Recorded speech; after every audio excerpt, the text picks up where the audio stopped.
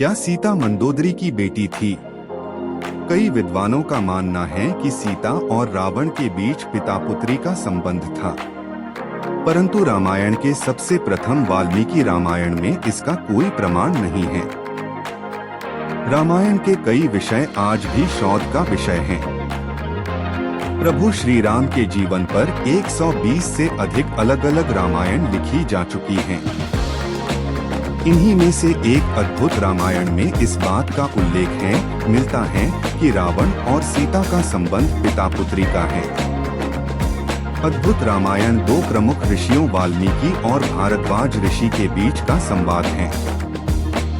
इस संवाद में एक कथा आती है कि गृत्समद नामक ब्राह्मण लक्ष्मी जी को अपनी पुत्री के रूप में पाने के लिए प्रत्येक दिन एक कलश में कुशा के आगे के भाग से मंत्र पढ़ते हुए दूध डालते थे।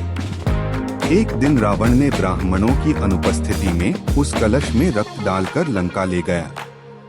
रावण ने वह कलश मंदोदरी को दिया और कहा कि इस कलश का संरक्षण करना, इस विष भरा हुआ है। इसके बाद रावण वन चले गया। अपने पति की उपेक्षा से दुखी होकर आत्महत्या करने का सोचा। रावण द्वारा दिए कलश के रक्त को विष समझकर पी लिया। अनजाने में मंदोदरी के रक्त पीने से वह गर्भवती हो गई। मंदोदरी ने सोचा कि मेरे पति मेरे पास नहीं हैं और उन्हें जब यह पता चलेगा कि मैं गर्भवती हो गई हूँ तो वह क्या सोचेंगे।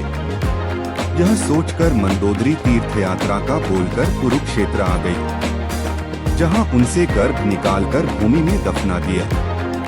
यही गर्भ परिपक्व होकर मिथिला के राजा जनक को खेत में हल चलाते समय माता सीता के रूप में प्रकट हुआ।